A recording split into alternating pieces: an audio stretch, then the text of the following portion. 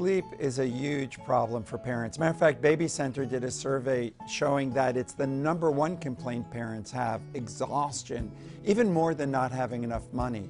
And you know, if you go to the park, you talk to any new parent there and ask them, how did you sleep last night? They're going to tell you, oh my God, it was so hard.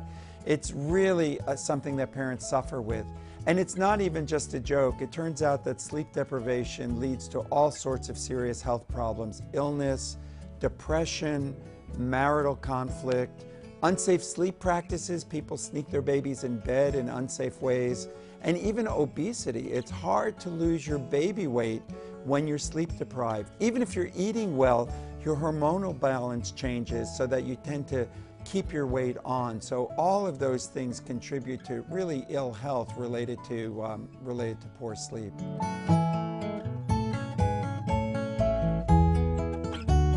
Well, the best way to have a good sleeping baby is to start right at the very beginning. And the two most important steps for parents are swaddling, that's snug wrapping with the arms straight down, and white noise. And the white noise has to be about as loud as a shower.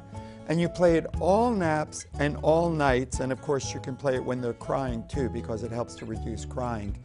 And I recommend it for the entire first year of life at least, because not only does white noise work in the beginning to turn on what I call the calming reflex, but then the white noise continues to help because it keeps babies sleeping better even through teething and growth spurts and people laughing in the next room, and all those other disturbances that tend to wake a baby up in the second half of the first year.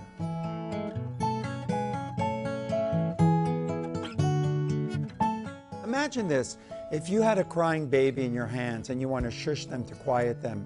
If they're crying, you go shh, shh, shh. But as they calm down, you naturally lower your pitch and you go shh, shh, shh. High-pitched sounds alert us. Sirens, alarms. Low-pitched sounds calm us, the rumble of a train or a plane.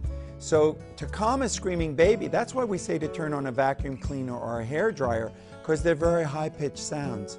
But for sleeping, you don't want a hissy shh type of a sound. You don't want to play it on a speakerphone, rather on a smartphone or a computer, because they have very tinny speakers. Matter of fact, a lot of parents say they can't sleep with that type of sound. You want a rumbly sound like rain on the roof. In fact, we've made a CD of specially engineered sounds where we decrease the high pitch and we amplify the low pitch, so it's more like what babies hear in the womb. And that's what you can play all night. CDs are great because you can use them in the car, you can use them when you travel. They're very, very convenient to use.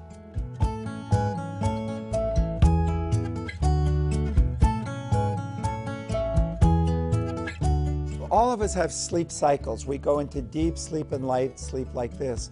And for babies, it's about every hour they have a cycle. So it turns out that this baby's waking up about every other cycle. It's hard to believe that she's really hungry in the middle of the night. So probably she's just kind of nosy. There's something I call the 4-month time bomb, which is that parents say, my baby slept great for the first 2 months, and now she's a devil. She's waking up 3 or 4 times a night. The truth is, all babies wake up at night. All adults do as well. We wake up 3 or 4 times every single night. But you don't remember you wake up unless there's something very different in your environment. Like if you smell smoke, or your pillow's on the ground, or someone's breaking into your window, you're going to wake up all the way.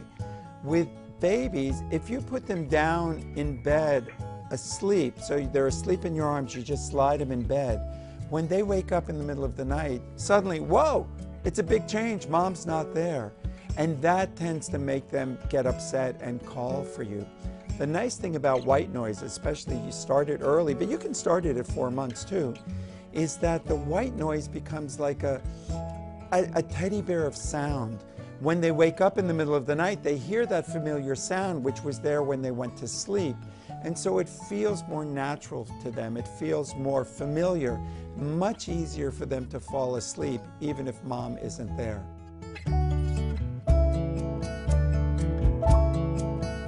During the feedings during the day, put the white noise on during those feedings too, because 4-month-olds get nosy. They're distracted by every little sound. So sometimes they seem to be eating well, but they're really only snacking, and then they save their hunger for later on. So get more of the good feedings in during the day, and that'll help the sleeping at night.